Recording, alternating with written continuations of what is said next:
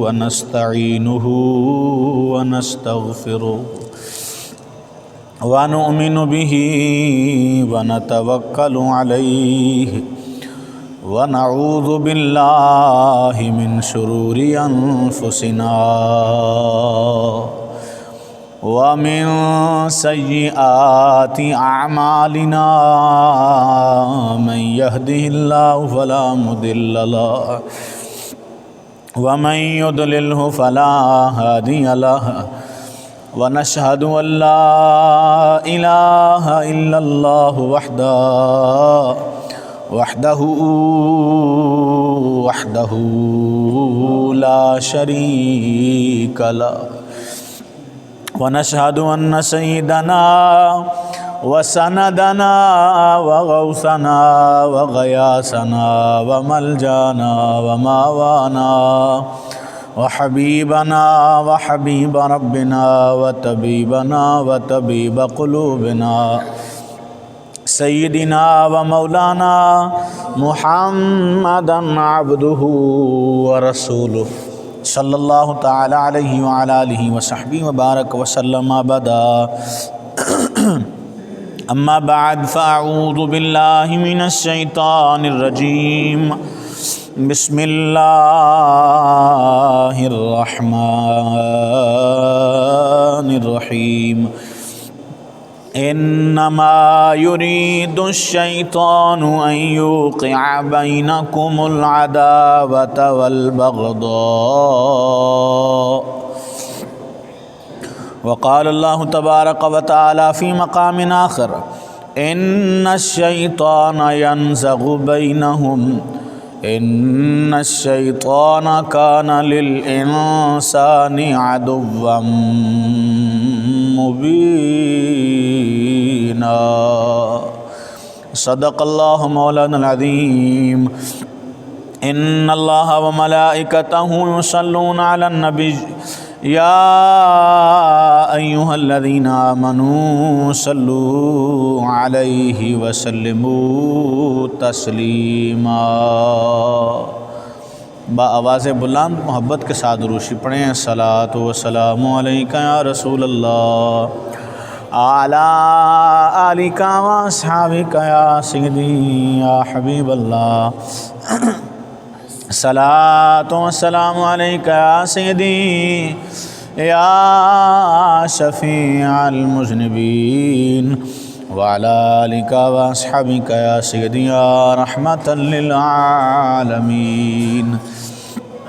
الصلاۃ والسلام علیک یا سیدی یا شفیع المذنبین وعلی آلک و اصحابک یا سیدی یا خاتم النبیین۔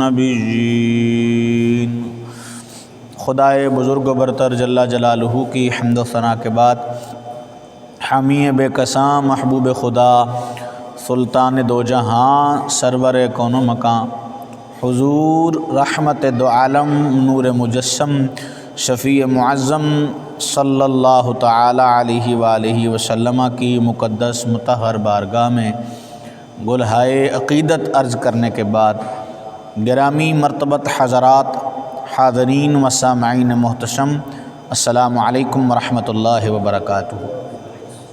اللہ کریم جل جلالہ کا احسان عظیم ہے جس پاک ذات نے آج کے روشن مبارک دن ایک بار پھر مجھے آپ کو اپنے مقدس گھر کی حاضری کا شرف عطا فرمایا ہے۔ دعا گو ہوں مولا کریم یہ مبارک لمحے زندگی میں ہم سب کو بار بار نصیب فرمائے۔ حضرات ذی وقار، اللہ کریم جل جلالہ نے اسلام جیسی عظیم دولت سے مجھے اور آپ کو سرفراز فرمایا ہے۔ اسلام اتنی بڑی نعمت ہے، اتنا بڑا اللہ کا کرم ہے کہ وہ صرف ہمارے باطن کی اصلاح نہیں کرتا بلکہ ہمارے ظاہر کو بھی سنوارتا ہے۔ اور اسلام صرف عبادات پر ہی مشتمل نہیں ہے کہ نماز، روزے، حج، زکوٰۃ کا خیال رکھا اور باقی چیزوں کو پس پش ڈال دیا، اسلام زندگی کے ہر شعبے میں میری آپ کی رہنمائی کرتا ہے۔ اسلام انسانیت کی بقا کے لیے آیا ہے۔ اسلام معاشرے میں نظم پیدا کرنے کے لیے آیا ہے۔ اسلام معاشرے میں اخلاقیات پیدا کرنے کے لیے آیا ہے۔ اسلام تربیت دیتا ہے خوش اخلاقی کی، اسلام تربیت دیتا ہے امن کی، اسلام تربیت دیتا ہے محبت کی، اسلام درس دیتا ہے اخوت و بھائی چارے کا، اسلام سبق دیتا ہے ایک دوسرے کے کام آنے کا، اسلام سبق دیتا ہے ایک دوسرے کے ساتھ نیکی کرنے کا، اسلام سبق دیتا ہے دوسروں کے حق ادا کرنے کا۔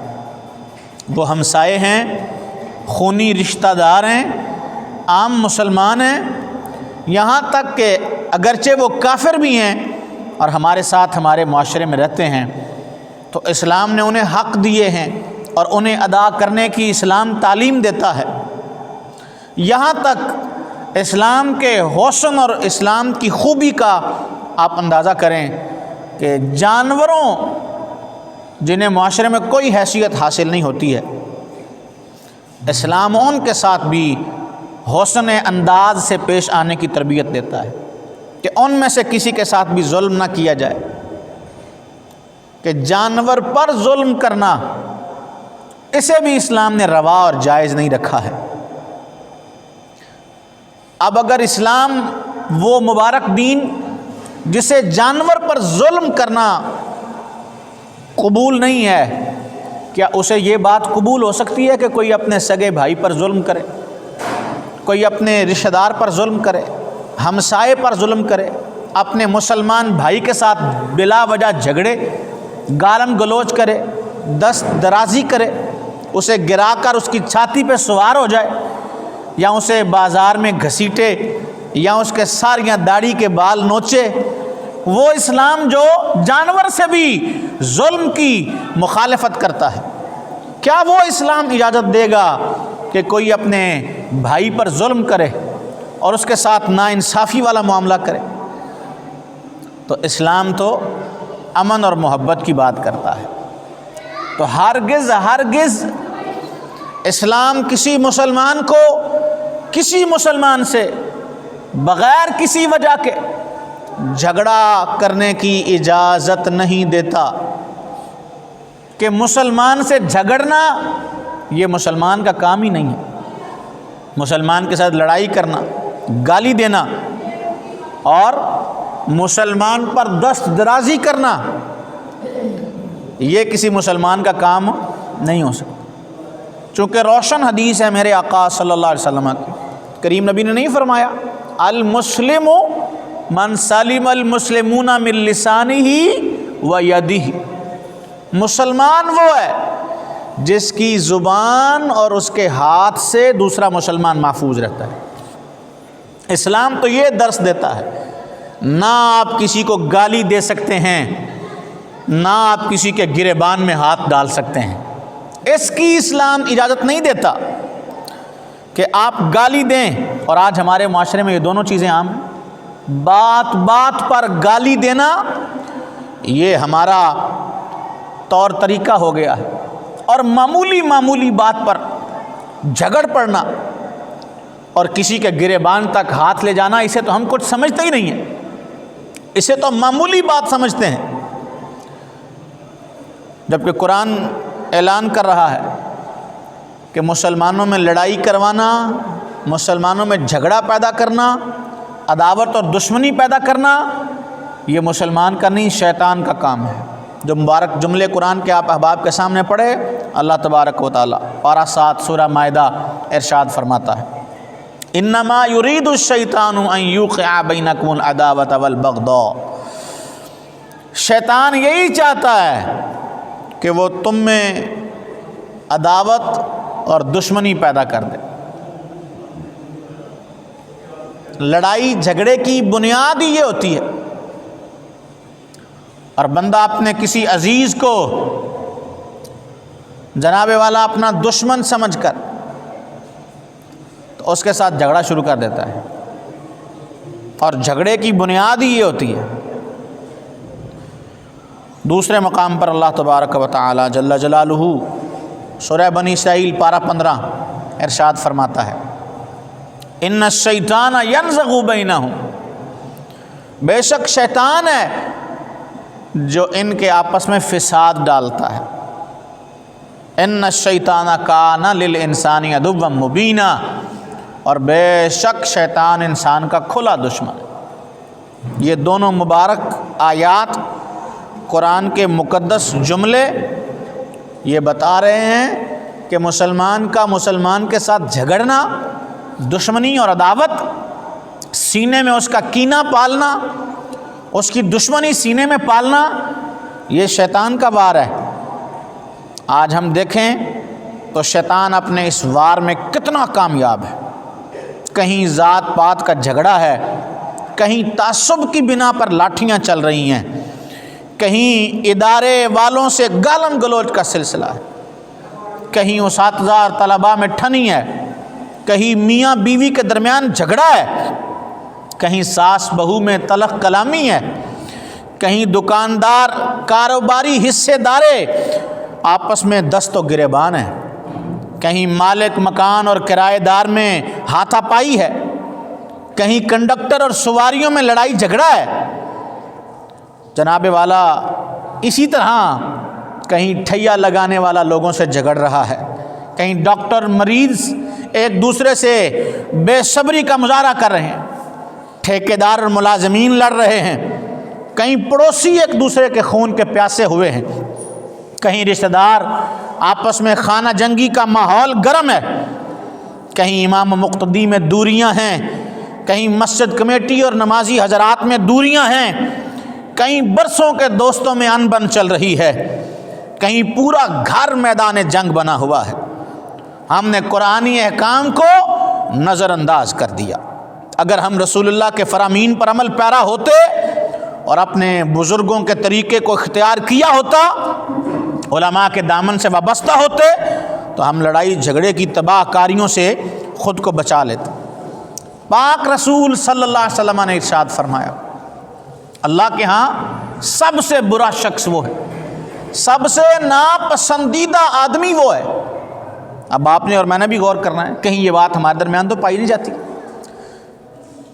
سب سے زیادہ برا آدمی اللہ کے نزدیک وہ ہے جو سب سے زیادہ جھگڑا کرنے والا ہے۔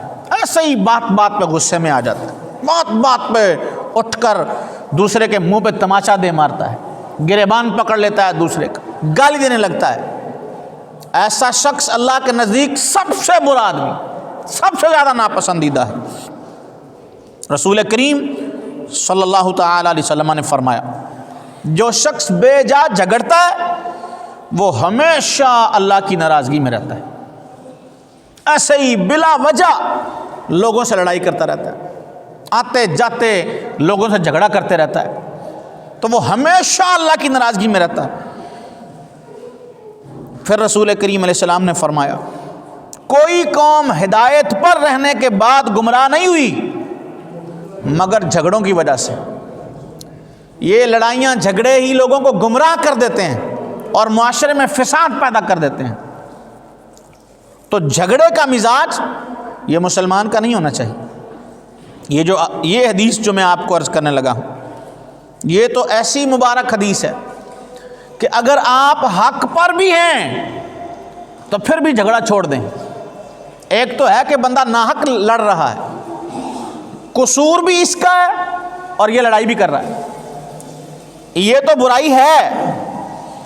دین کو تو یہ بھی گوارا نہیں ہے کہ آپ کا قصور نہ بھی ہو پھر بھی آپ جھگڑا نہ کریں۔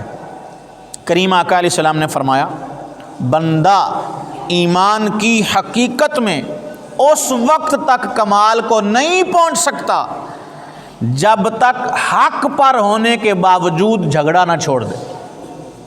حق پر ہو پھر بھی نہ جھگڑے، پھر بھی لڑائی نہ کرے، پھر بندہ ایمان میں کامل ہوگا، پھر بندے کا ایمان کمال کو پہنچے گا۔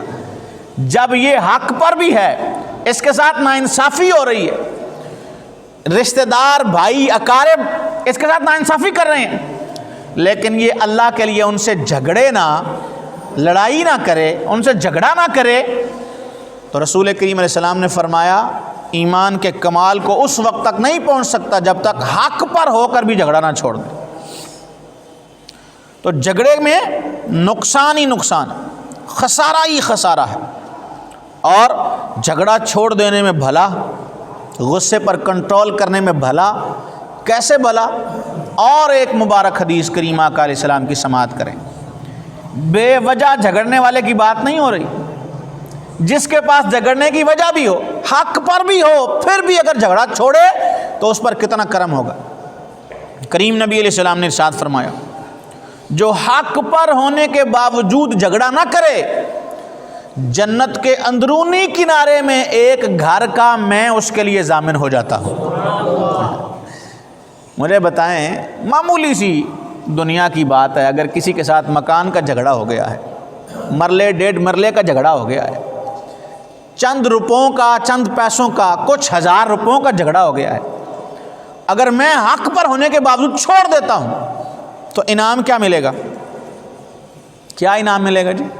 رسول کریم علیہ السلام نے فرمایا میں جنت کے اندر والے کنارے میں ایک گھر کا اس کے لیے ضامن ہو جاؤں گا جو حق پر ہونے کے باوجود جھگڑا نہ کرے۔ اتنا بڑا انعام اور ایسا بڑا کرم اس آدمی کی خاطر ہے۔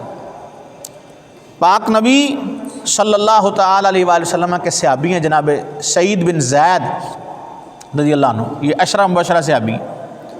نبی کریم علیہ السلام نے جنتی ہونے کی بشارت بھی دی ہے۔ رسول دو عالم صلی اللہ تعالی علیہ وآلہ وسلم کے اس مبارک صحابی کو اللہ نے مستجاب الدعوات بھی بنایا۔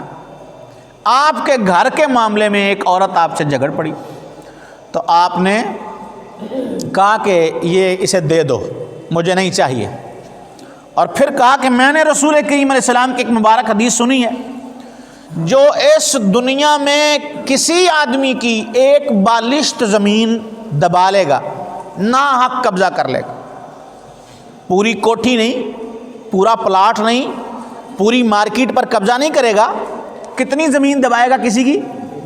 ایک بالشت۔ کتنی زمین ہوتی ہے جی ایک بالشت؟ مطلب بہت معمولی جگہ ہے نا، صرف ایک بالشت جگہ اگر کوئی بندہ کسی کی ناحق دبائے گا تو پاک رسول علیہ السلام نے فرمایا کل بروز قیامت جب وہ آئے گا نا تو 7 زمینوں کا توق بنا کر، ہار بنا کر اس بندے کے گلے میں ڈال دی جائیں گے، وہ اٹھا سکے گا؟ اتنی بڑی ذلت بھی ہوگی کہ یہ وہ ہے جو قبضے کرنے والا ہے، اور انجام بھی یہ ہوگا کہ 7 زمینوں کا توق بنا کر اس کے گلے میں ڈال دیا جائے گا۔ یہ اس کا حال ہے جس نے ایک بالشت دبائی ہو کسی کی، اور جو مارکیٹیں ہڑپ کر گیا ہو، جو پلازے ہڑپ کر گیا ہو، کسی کی کوٹھیاں پلاٹ ہڑپ کر گیا ہو، وہ کدھر جائے گا؟ تو جناب سعید بن زید نے کہا کہ اس عورت کو دے دو، یہ اگر کہہ رہی ہے، جھگڑا کر رہی ہے تو میں نہیں جھگڑتا، مجھے تربیت نہیں دی گئی جھگڑنے والی، تو لہٰذا سے دے دو۔ میں نے رسول اللہ کو فرماتے سنا ہے ایک بالشت بھی کوئی دبائے گا کسی کی تو وہ کل پکڑا جائے گا بروز قیامت۔ پاک رسول صلی اللہ تعالی علیہ وآلہ وسلم کے صحابی نے، پھر وہ عورت شرارتی تھی، باز نہ آئی تو جناب سعید نے کی زبان سے اس کے بارے میں بد دعا نکل گئی، اور آپ نے کہا کہ یہ اندھی ہو جائے اور یہ گھاری اس کی قبر بن جائے۔ تو لوگوں نے دیکھا کہ وہ نابینا بھی ہو گئی اور اپنے گھر میں ہی ہاتھوں سے دیواریں ٹٹولتی تھی، گھر کے سین والے کنویں میں گر کر مر گئی اور وہ کنواں ہی اس کی قبر بن گیا۔ جناب سعید ابن زید رضی اللہ تعالیٰ عنہ عشرہ مبشرہ صحابی، مستجاب الدعوات صحابی، رسول دو عالم السلام کے وہ صحابی جن کے لیے رسول اللہ نے جنتی ہونے کی بشارت دی ہے۔ تو جھگڑا، لڑائی کرنا بات بات پر، یہ اتنی نقصان دہ شے ہے، بندے کی دنیا بھی برباد ہو جاتی ہے اور آخرت بھی برباد۔ جھگڑے کی بنیادی گناہ پر ہوتی ہے۔ غصہ آیا تو غصے میں گالی دی تو مسلمان کو گالی دینا حرام، جہنم میں لے جانے والا کام۔ تماچا مار دیا تو ناحق کسی مسلمان کو اذیت دینا یہ حرام۔ کریم نبی علیہ السلام نے فرمایا من آذا مسلمن فقد آذانی من آذانی فقد آذى اللہ، جس نے کسی مسلمان کو تکلیف دی اس نے مجھے تکلیف دی، اور جس نے مجھے تکلیف دی اس نے اپنے اللہ کو تکلیف دی۔ اب جس نے بلا وجہ معمولی جھگڑے پر اٹھ کر کسی مسلمان کو تماچا دے مارا، گالی نکالی یا اس کا گریبان پکڑ لیا، تو یہ اذیت پہنچانا ہے یا نہیں ہے؟ یہ اذیت پہنچانا ہے یا نہیں؟ یہ اذیت پہنچانا ہے نا۔ تو جس نے کسی مسلمان کو اذیت پہنچائی، رسول کریم علیہ السلام نے فرمایا اس نے مجھے اذیت پہنچائی، اور جس نے مجھے اذیت پہنچائی اس نے اپنے اللہ کو اذیت پہنچائی۔ کیا جواب دیں گے اللہ کی بارگاہ میں؟ یہ غصے میں آ کر لوگوں پر چڑھ دوڑنا اور انہیں گالی دینا اور ان کے گریبان پکڑنا، یہ تو اسلام یا مسلمانوں کا شیوا نہیں ہونا چاہیے۔ گھر میں معمولی بات پر جھگڑا ہوتا ہے تو اللہ کے نزدیک ناپسندیدہ کام اور شیطان کے نزدیک سب سے زیادہ محبوب کام میاں بیوی کے درمیان جھگڑا کروانا ہے۔ رسول کریم علیہ السلام نے فرمایا شیطان پانی پر تخت لگاتا ہے اور اس کے چیلے جمع ہوتے ہیں دن کی کارگزاری سنانے کے لیے کہ ہم دن میں کیا کیا کر کے آئے ہیں۔ تو وہ کوئی آ کر کہتا ہے کہ میں نے فلاں جگہ یہ کام کر دیا، فلاں آدمی سے زنا کروا دیا، فلاں سے چوری کروا دی، فلاں سے جوا، فلاں سے فلاں برا کام کروا دیا، تو وہ کہتا ہے ٹھیک ہے ٹھیک ہے ٹھیک ہے۔ اب ان میں سے ایک آدمی آگے آتا ہے، چیلا اس کا، وہ آ کر اسے کہتا ہے کہ آج میں نے ایک میاں بیوی کے درمیان اس وقت تک ان کی جان نہیں چھوڑی جب تک انہیں الگ نہیں کروا دیا، جھگڑا کروایا ان کے درمیان اتنا کہ وہ دونوں الگ ہو گئے ہیں۔ تو صحابی کہتے ہیں رسول کریم علیہ السلام نے فرمایا کہ شیطان اس پر اتنا راضی ہوتا ہے کہ اٹھ کر کھڑے ہو کر اسے اپنے گلے سے لگا لیتا ہے اور اس کا ماتھا چوم کر کہتا ہے تو نے کام کیا ہے، تو آج کوئی کام کر کے آیا ہے۔ تو اللہ کے نزدیک ناپسندیدہ کام اور شیطان کے نزدیک سب سے زیادہ محبوب کام میاں بیوی میں جھگڑا کروا کر انہیں الگ کروا دینا ہے، اور آج ہمارے معاشرے میں یہ سب سے زیادہ عام ہے، جو شیطان کو راضی کرنے والا اور اللہ کو ناراض کرنے والا کام ہے۔ معمولی بات پر جھگڑوں کو طول دیتے ہیں اور طول دے کر پھر جھگڑوں میں جناب والا آپس میں بھائی کو بھائی سے دور کر دیتے ہیں۔ معمولی بات پر اس نے کچھ نہ بھی کہا ہو تو اپنے پاس سے ہی ہوتا ہی ہے کہ کوئی کسی کی بات سنتا ہی نہیں۔ ایک آدمی آتا ہے، وہ آ کر چگلی لگاتا ہے کہ آج میں نے فلاں کو سنا تمہارے بارے میں یہ کہہ رہا تھا، تو اب یہ بغیر تحقیق کیے، بغیر اس بات کی تصدیق کیے اپنے اس رشتہ دار پر، اپنے اس بھائی پر چڑھ دوڑتا ہے کہ اس نے میرے بارے میں یہ بات کی ہے، وہ تو خود ایسا ہے، وہ تو خود ایسا ہے، اور یوں پورا معاشرہ برباد ہو جاتا ہے، پورا گھر برباد ہو جاتا ہے۔ اور اگر یہ معمولی سی بات پر ذرا رک کر اس کی تصدیق و تحقیق کرتا، اور اگر بالفرض اس نے کہا بھی ہوتا، تو درگزر والی صفت اختیار کر کے اپنے اس بھائی سے درگزر کر لیتا تو یہ سارا معاملہ ٹھیک ہو جاتا۔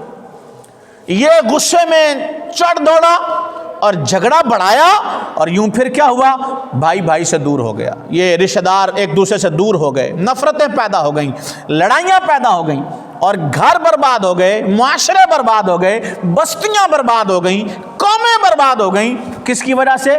بلا وجہ جھگڑنے کی وجہ سے، ایسے ہی غصہ دکھانے کی وجہ سے، معمولی بات پر غصہ دکھانے والے۔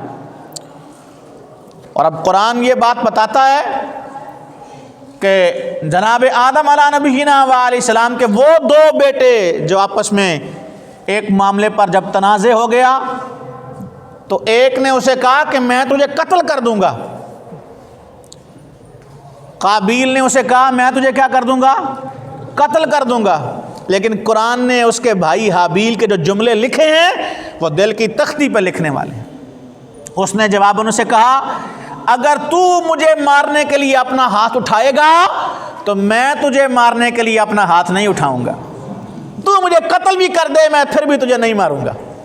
یہ جو قتل ہو گیا، قرآن نے اس کے یہ جملے ذکر کیے ہیں کہ اس نے اپنے بھائی سے کہا تو مجھے مارنے کے لیے ہاتھ اٹھائے گا تو میں بدلے میں تجھے مارنے کے لیے ہاتھ نہیں اٹھاؤں گا۔ اب دین تو یہ تعلیم دے رہا ہے کہ اگر کبھی کوئی زیادتی بھی کرے تو مجھے اور آپ کو کیا کرنا ہے؟ درگزر کرنا ہے۔ اگر میں بھی جھگڑا شروع کر دوں، میں بھی گالی دے کر اس کے گلے پڑ جاؤں، تو پھر امن جو ہے وہ کیسے قائم ہوگا؟ پھر جو اسلام نے محبت کا درس دیا ہے وہ سبق کدھر جائے گا اگر میں برداشت نہیں کرتا ہوں، اگر میں بھی اسے قبول نہیں کر رہا ہوں؟ تو دین امن اور محبت کی بات کرتا ہے، جھگڑے کو معاشرے سے مٹانے کی بات کرتا ہے۔ اور جھگڑے کے دینی نقصان بھی ہیں اور دنیاوی نقصان بھی۔ دنیاوی نقصان ہے، بھائی سے جدا ہوتا ہے، اچھا بھلا کاروبار چل رہا ہوتا ہے، دونوں آپس میں معمولی بات پر جھگڑتے ہیں، دونوں کا سب کچھ تباہ ہو جاتا ہے، وہ دکانیں بک جاتی ہیں، گھر بک جاتے ہیں، یہ ہوتا ہے نا۔ اچھی بھلی باپ نے جائیداد بنائی ہوتی ہے، وہ جو ہی دنیا سے جاتا ہے تو بھائی ایک دوسرے کا گریبان کھینچتے ہیں، مکان بکتا ہے، پلاٹ بکتے ہیں، فیکٹریاں بکتی ہیں، سب کچھ فروخت ہو جاتا ہے اور کسی کے ہاتھ کچھ بھی نہیں آتا، ایک دوسرے کو نوچ کھانے کو لوگ تیار ہوتے ہیں۔ اس سب کی وجہ کیا ہوتی ہے؟ جھگڑا، لڑائی، معمولی بات پر جھگڑنا، یہ فساد پیدا کرتا ہے۔ یہ دنیاوی نقصانات ہیں اس کے۔ اور دینی نقصانات کیا ہیں؟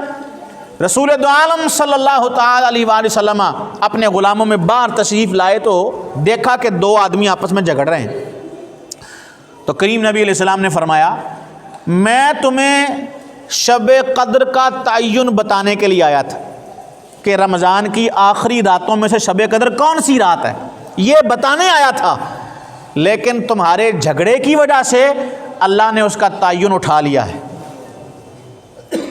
اب اتنا بڑا دینی نقصان ہو گیا جھگڑے کے سبب۔ رسول دو عالم نے کہا میں نکلا تھا کہ تمہیں بتاؤں کہ شب قدر رمضان کی آخری راتوں میں سے کون سی رات ہے، لیکن جب میں باہر آیا تم میں سے دو آدمی آپس میں جھگڑ رہے تھے تو اللہ نے وہ تعین واپس اٹھا لیا، اور اب تمہیں خود تلاش کرنی ہوگی ان راتوں میں سے کوئی ایک رات، کہ رمضان کی آخری جو طاق راتیں ہیں ان میں سے کوئی ایک رات شب قدر ہے، اسے تلاش کرو، ڈھونڈو، جبکہ میں خود یہ تعین بتانے آیا تھا، تمہارے جھگڑے کی وجہ سے اللہ نے اسے واپس لے لی۔ تو جھگڑنا، مسلمان کا مسلمان سے جھگڑا کرنا اس طرح بھی نقصان کا سبب ہوتا ہے، اس کی اتنی نحوست ہے کہ بندے کے دین کو بھی اس سے نقصان پہنچ جاتا ہے۔ تو جھگڑالو بندہ اللہ تعالیٰ کو ناراض کر دیتا ہے۔ رسول کریم علیہ السلام کی مبارک حدیث میں نے عرض کی، کریم آقا نے فرمایا جو بے وجہ ایسے ہی جھگڑتا رہتا ہے وہ ہمیشہ اللہ کی ناراضگی میں رہتا ہے، ہمیشہ، ہر وقت اللہ کی ناراضگی میں رہتا ہے۔ وہ جھگڑنے والا جو بات بات پہ لوگوں سے جھگڑا کر رہا ہے، بات بات پہ گالی دینے کا عادی ہے، بات بات پہ دوسرے پر چڑھ دوڑنے کا عادی ہے، گریبان پکڑنے کا عادی ہے، اور مسلمانوں کو اذیت دینے کا عادی ہے، اور جس کا غصہ اس وقت تک ٹھنڈا نہیں ہوتا جب تک کوئی گناہ نہ کر لے۔ اللہ کو ناراض کرنے والا کام کہ غصہ آ جانا یہ کوئی بری بات نہیں ہے، اصل میں ہے غصے کا بلا وجہ اظہار کر دینا۔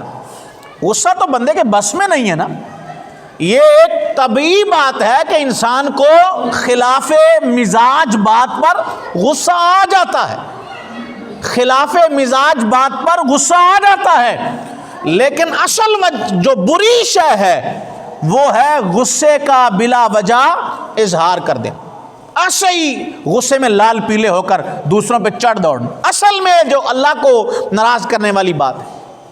اسی لیے تو قرآن کہتا ہے مومنوں کی صفات بیان کرتے ہوئے والکاظمین الغیظ، مومنین وہ ہیں جو غصہ پی جانے والے ہیں، یعنی غصہ آ جائے تو وہ غصے کا اظہار نہیں کرتے، غصے میں آ کر دوسروں کو گالیاں نہیں دیتے، غصے میں آ کر دوسروں سے لڑ نہیں پڑتے، وہ غصے کو پی جانے والے ہوتے ہیں۔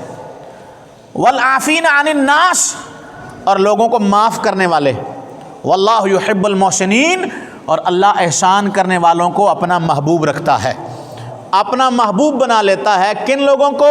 جو دوسروں پر احسان، یعنی لوگ ظلم کریں اور یہ جواباً کیا کرے؟ احسان کرے۔ رسول دو عالم علیہ السلام نے یہ بھی ارشاد فرمایا اپنے غلاموں میں سے کہ اپنے بھائی کی مدد کرو اگرچہ وہ ظالم ہو یا مظلوم ہو۔ اب رسول دو عالم صلی اللہ تعالی علیہ وآلہ وسلم کہ صحابہ نے عرض کی کہ ہم مظلوم کی تو مدد کر سکتے ہیں کہ اسے ظالم سے چھٹکارا دلا دیں، اس کا کام ہو جائے، ظالم کی ہم کیسے مدد کر سکتے ہیں؟ تو رسول دو عالم السلام نے ارشاد فرمایا ظلم کو روک کر اس کی مدد کرو، یعنی اس کا ہاتھ پکڑ کر کہ یہ ظلم ہے، یہ زیادتی ہے، یہ گناہ کا کام ہے، یہ نہ کرو۔ اس کا ہاتھ پکڑ کر، اس کا ہاتھ ظلم سے روک کر اس کی بھی مدد کرو، ظالم کے بھی مددگار بن جاؤ، مظلوم کے بھی مددگار بن جاؤ۔ اب ظالم کے مددگار یہ نہیں کہ ظلم کرنے میں اس کی مدد کرو، ظلم کرنے میں نہیں، ظلم روکنے میں اس کی مدد کرو اور اس کے ہاتھ کی رکاوٹ بن جاؤ کہ وہ ظلم نہ کر سکے۔ ظالم کی بھی مدد کرو اور مظلوم کی بھی مدد کرو۔ رسول دو عالم نے فرمایا مظلوم کی بد دعا سے بچو کہ وہ اللہ سے اپنا حق مانگتا ہے، اور اللہ کریم کسی حق والے کا حق اس سے روکتا، حق نہیں اللہ روکتا، اللہ حق دے کر رہتا ہے۔ لہٰذا تم بچو کسی کے ساتھ ظلم نہ کرنا، کسی کے ساتھ ظلم نہ۔ اب یہ اسلام نے قصاص کا سبق دیا کہ اگر کسی سے تمہارا بندہ قتل ہو گیا تو بدلے میں تم کیا کر لو، قصاص لے لو، لیکن ساتھ یہ بھی درس دیا کہ یہ دیکھو جتنا تمہارے ساتھ زیادتی ہوئی ہے بدلہ اتنا ہی لینا۔ فلا یسرف فی القتل انہ کان منصورا، یہ نہ ہو کہ تم مظلوم کی جگہ ظالم بن جاؤ کہ اب تمہیں موقع مل گیا تو تم چڑھ دوڑو اور تم جناب والا اگلی پچھلی ساری کسریں نکال دو۔ اب دین یہ کہہ رہا ہے کہ اگر تم نے کسی سے زیادتی کا بدلہ بھی لینا ہے تو اتنا جس قدر اس نے تمہارے ساتھ زیادتی کی ہے۔ اب یہ نہ ہو کہ تم اس کے بدلے میں اس سے ڈبل ظلم کر بیٹھو اس پر اور تم ظالم ہو جاؤ اور وہ مظلوم ہو جائے، یہ نہ ہو۔ بدلہ بھی لینا ہو تو اس قدر زیادتی، جو اس قدر اس کے ساتھ جو ہے سلوک کرنا جتنی زیادتی اس نے تمہارے ساتھ کی ہے، اس سے بڑھ کر کسی کے ساتھ ظلم کرنے کی اسلام کسی کو اجازت نہیں دیتا۔ کریم آقا علیہ السلام نے ارشاد فرمایا جس کا اپنے مسلمان بھائی پر اس کی آبرو یا کسی اور چیز کا کوئی ظلم ہو تو وہ آج ہی اس سے معافی لے لے، اس سے پہلے کہ وہ دن آ جائے کہ اس کے پاس نہ دینار ہو نہ درہم۔ اگر اس ظالم کے پاس نیک عمل ہوں گے تو ظلم کے مطابق اس سے چھین لیے جائیں گے، اور اگر اس کے پاس نیکیاں نہیں ہوں گی تو مظلوم کے گناہ اس کے کھاتے میں ڈال دیے جائیں گے۔ یہ تو ڈرایا ہے رسول اللہ صلی اللہ علیہ وسلم نے۔ اگر آج کسی کو گالی دی ہے تو ابھی اس سے معافی مانگے، اسے راضی کریں۔ اگر آج کسی کو مارا ہے، دبوچا ہے، تماچا مارا ہے، اسے اس کی تذلیل کی ہے تو آج ابھی موقع ہے، اسے راضی کر لیں، اسے معافی مانگ لیں، اسے کہیں بھائی فلاں وقت مجھ سے آپ پر زیادتی ہو گئی تھی، آپ معاف کر دیں۔ تو آج معاملہ آسان ہے، ابھی رسول اللہ نے کہا معافی لے لو، کہیں ایسا نہ ہو وہ دن آ جائے جس دن تمہارے پاس نہ درہم ہو نہ دینار ہو، یعنی قیامت کا دن، اور اگر تمہارے پاس نیکیاں ہوئیں تو مظلوم لے جائے گا، اور اگر نیکیاں نہ ہوئیں تو مظلوم کے گناہ تمہارے کھاتے میں ڈال دیے جائیں گے اس ظلم کے برابر جتنا ظلم تم نے اس پر کیا ہوگا۔ تو اس لیے ابھی موقع ہے۔ میں اور آپ سب انسان ہیں، کبھی بول چال میں، لہجے کی سختی میں، مزاج طبیعت میں غصے کی وجہ سے کبھی کسی کو کوئی اذیت پہنچ جاتی ہے، کبھی بندہ کسی کا دل دکھا بیٹھتا ہے، کسی کو تکلیف دے بیٹھتا ہے، تو اس کا حل کیا ہے کہ اس سے آج ہی معافی مانگی جائے، آج ہی معافی مانگی جائے۔ جس کو بھی ناراض کیا ہے، جس کو بھی گالی دی ہے، بلا وجہ جھگڑا کر کے اس کی تذلیل کی ہے، اسے نقصان پہنچایا ہے، جان میں، مال میں یا آبرو میں، تینوں طرح کی بات ہے۔ اس کی ذات کو کوئی نقصان پہنچایا ہے، اس کی عزت کو کوئی نقصان پہنچایا ہے، تو ہر طرح سے اس سے کیا کرو، آج ہی معافی مانگ لو۔ آج معافی مانگنا آسان ہے، جو آج معافی مانگ لے گا وہ روز قیامت بچ جائے گا، اور جو آج معافی نہیں مانگے گا اس کے لیے اگلا معاملہ جو ہے وہ کیا ہو جائے گا، سخت ہو جائے گا۔ اچھا، میں اور آپ معافی مانگیں، مطلب یہ بھی ایک بڑی بات ہے نا جی، کہ اب میں جا کر معافی مانگوں، کہ میں اسے کہوں وہ مجھ سے چھوٹا بھی ہے، اگرچہ مجھ سے، بھائی جس سے ظلم ہوا ہے معافی تو وہی مانگے گا نا، اگرچہ وہ چھوٹا ہے تو کیا ہوا، جس نے زیادتی کیا معافی وہ مانگے گا، جس نے ظلم کیا معافی وہ مانگے گا، تو لہٰذا معافی مانگیں اور بدلہ دیں اس کا. اگر صرف معافی سے بھی نہیں کام چلے گا, جس کا جو نقصان کیا ہے اس کا ازالہ بھی کرنا ہوگا. صرف معافی مانگ کر کام نہیں چل جائے گا, جو نقصان کیا ہے وہ ازالہ بھی کرنا ہوگا, اسے وہ نقصان بھرنا بھی پڑے گا, پھر جا کر کام بنے گا. اور دیکھیں رسول کریم علیہ السلام کی مبارک سیرت اس میں بھی میری آپ کی رہنمائی کرتی ہے. کریم آقا علیہ الصلوۃ والسلام وصال سے قبل ایک دن اپنے غلاموں میں تشریف فرما ہوئے, اس حالت میں کہ جناب عباس رضی اللہ عنہ نے اور جناب علی نے رسول دو عالم علیہ السلام کو دونوں کندھوں سے اٹھایا, اور آقا کریم علیہ السلام اس قدر علیل ہیں کہ مسجد نہیں آ سکتے, اٹھا کر مسجد لایا گیا. اس حال میں کہ رسول اللہ کے مبارک انگوٹھے جو ہیں ان کے زمین کے گھسٹنے کی وجہ سے نشان پڑ گئے مسجد تک آنے کے. یوں رسول اللہ کو جناب عباس علی مسجد لائے اور کریم آقا کو ممبر پہ بٹھا دیا.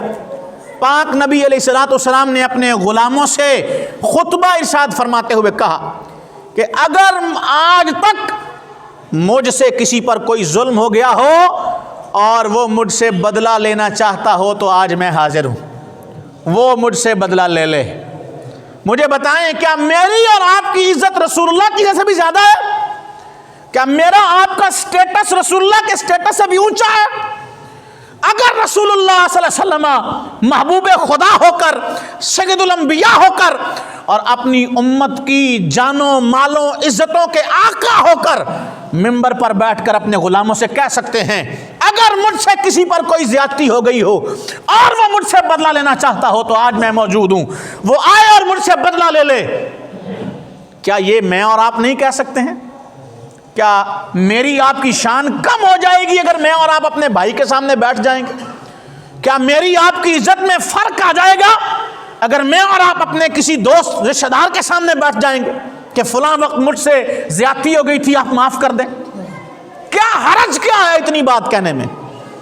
اگر برسوں کی لڑائیاں ختم ہو جائیں, برسوں کے جھگڑے ختم ہو جائیں, آپسی قدورتیں ختم ہو جائیں, آپسی نفرتیں ختم ہو جائیں, آپسی دشمنیاں ختم ہو جائیں, تو کیا یہ کوئی کم بات ہے کہ ہم اتنا بھی نہیں کہہ سکتے اپنے بھائی سے؟ جبکہ رسول اللہ کہہ رہے ہیں صلی اللہ علیہ وسلم, حضور کہہ رہے ہیں ممبر پہ بیٹھ کر. ایک غلام اٹھ کر کھڑے ہو گئے جناب عکاشہ, انہوں نے عرض کی یا رسول اللہ صلی اللہ علیہ وسلم, ایک دن آپ غلاموں کی صفیں درست کروا رہے تھے, تو صفیں درست کرواتے ہوئے آپ نے مجھے ایک ضرب لگائی تھی, آج مجھے اس کا بدلہ چاہیے. اب رسول دو عالم علیہ السلام کی مبارک مجلس ہے اور آقا کریم علیہ الصلوۃ والسلام کے سارے غلام, اور حضور بیمار بھی ہیں اور اس حالت میں غلام اٹھا کر لائے ہیں رسول دو عالم علیہ السلام کو مسجد میں, اور سارے غلام پریشان ہیں کہ اس نے کیا سوال کر دیا, اس کی کیا اوقات و مجال ہے کہ یہ رسول اللہ سے بدلہ لے, اور کون حضور سے کہے گا کہ ہمیں بدلہ چاہیے, جبکہ رسول اللہ ہماری جانوں مالوں عزتوں ہر شے کے مالک ہیں, ہر چیز کے مالک حضور ہیں. تو رسول دو عالم نے کہا اسے آگے آنے دو. غلاموں نے اسے روکا لیکن محبوب نے کہا اسے کچھ نہ کہو, اسے آگے آنے دو. اب اس نے عرض کی یا رسول اللہ صلی اللہ علیہ وسلم, جب آپ نے مجھے ضرب لگائی تھی تو میرے جسم پہ کپڑا نہیں تھا, آپ بھی اپنی چادر مبارک کو اٹھائیں, اپنے شکم اتھر سے اپنی چادر اٹھائیں. ازالہ جب میں نے عرض کیا ہے کہ صرف معافی سے کام نہیں چلے گا, اگر کسی کو ایسا نقصان پہنچایا ہے کہ جسے بھرنا ہوگا تو وہ نقصان بھرنا بھی پڑے گا. تو رسول دو عالم نے چادر ہٹا دی اپنے جسم نور سے. یہ درس ہے میرے آپ کے لیے کہ میں اور آپ اس جگہ نہیں آ سکتے, میں اور آپ کسی کے سامنے بیٹھ کر یہ نہیں کہہ سکتے کہ بھائی مجھ سے ظلم ہو گیا تھا, میں معافی چاہتا ہوں, اور اگر آپ بدلہ لینا چاہتے ہیں تو بدلہ لے لیں, میں بدلہ دینے کو تیار ہوں. میں نے آپ کو گالی دی تھی, یہاں پہ ہاتھ اٹھایا تھا, یہاں آپ کی عزت کو نقصان پہنچایا تھا, تو میں آج آگے ہوں آپ کے سامنے. آپ جس طرح راضی ہوتے ہیں میں راضی کرنے آیا ہوں, آپ جس طرح خوش ہوتے ہیں میں آپ کو راضی کرنے آیا ہوں, کیونکہ آپ کے راضی ہونے سے اللہ بھی راضی ہو جائے گا, اللہ کا رسول بھی راضی ہو جائے گا. کیا میں اور آپ یہ نہیں کر سکتے ہیں؟ جب رسول اللہ یہ کر رہے ہیں تو آئیے کریم نبی علیہ الصلوۃ والسلام نے جب یہ بات, اس نے کئی چادر اٹھائیں, میرے آقا نے چادر اٹھا دی. اور یکا یک منظر بدل گیا کہ وہ غلام دوڑ کر رسول اللہ کے جسم نور سے چمٹ گیا اور حضور کے شکم اطہر کے بوسے لینے لگا اور کہنے لگا یا رسول اللہ میری کیا مجال ہے بھلا میں آپ سے بدلہ لوں، میں تو بس اس موقع کا انتظار کر رہا تھا کہ آپ کے شکم اطہر کے بوسے لے سکوں، میں تو یہ سعادت پانا چاہتا تھا، یہ جرت میں نے اس لیے کی ہے کہ میں آپ کے جسم کے بوسے لینا چاہتا تھا، یہ جرت میں نے اس لیے کی ہے کہ میں آپ کے جسم کی برکتیں لینا چاہتا تھا، ورنہ میری کیا مجال ہے میں آپ سے بدلہ لوں۔ لیکن رسول اللہ کے کردار نے تو بتا دیا نا، نبی پاک کی سیرت نے تو بتا دیا کہ اگر تم سے کسی پر کوئی زیادتی ہو جائے تو معافی مانگنے میں، بدلہ دینے میں کبھی جھجکنا، شرمانا، جھجکنا نہ، شرمانا نہ کہ اب میں جا کر معافی مانگوں، بھائی میں کون ہوں بھائی، میں جب رسول اللہ کی ذات اتنا بڑا سبق ہمیں دے رہے ہیں تو لہٰذا میں نے اور آپ نے آج سے عزم کرنا ہے انشاءاللہ ہم بلا وجہ نہیں جھگڑا کریں گے، جھگڑے کو بالکل اپنے مزاج سے ختم کر دیں گے انشاءاللہ، نرم طبیعت ہو جائیں، مزاج میں نرمی لائیں، دوسروں کے ساتھ نرمی کیا کریں، آج آپ دوسروں کے ساتھ نرمی کریں اللہ کل قیامت کے دن آپ کے ساتھ نرمی فرمائے گا، تو آپ نرم، میں اور آپ نرم مزاج ہو جائیں، غصہ آئے بھی تو کیا کرنا ہے، غصے کو رفع دفع کر دینا ہے، غصہ آئے بھی تو اس کا اظہار گالی کے انداز میں، لڑ کر، جھگڑا کر کے، تماچا مار کر، کسی کا گریبان پکڑ کر اس کا اظہار نہیں کرنا۔ اسلام یہ درس دے رہا ہے مسلمان وہ ہے جس کی زبان اور ہاتھ سے دوسرے مسلمان کیا ہیں، محفوظ ہیں۔ تو آج کے بعد کسی کو یہ پرواہ تو نہیں ہوگی میرے بارے میں تو یہ کم از کم ہم سب یہ ارادہ کر لیں، عزم کر لیں کہ میرے بارے میں کم از کم کسی مسلمان کو یہ پرواہ نہیں ہونی چاہیے کہ یہ مجھے تماچا مارے گا یا کبھی وقت آنے پر مجھے گالی دے گا یا میری عزت پہ دست درازی کرے گا۔ ایسا ہو سکتا ہے؟ بدلیں گے انشاءاللہ اپنے آپ کو، مزاج میں تبدیلی لائیں گے انشاءاللہ، نرم مزاج بنیں گے انشاءاللہ۔ اللہ عمل کی توفیق دے دے اور ہمارے اخلاق اچھے کر دے اور ہمیں مسلمانوں سے حسن سلوک کرنے والا بنا دے۔ آمین۔ وآخر دعوانا الحمدللہ رب العالمین۔